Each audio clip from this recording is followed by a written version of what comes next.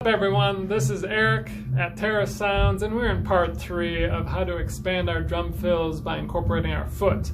So last time we looked at the bass drum at the E of the beat.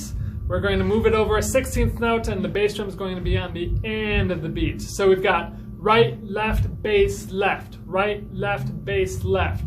Again, work it slow, then work it up to speed, and then reorchestrate it, incorporating some toms, and you'll get some pretty cool drum fills. Check it out.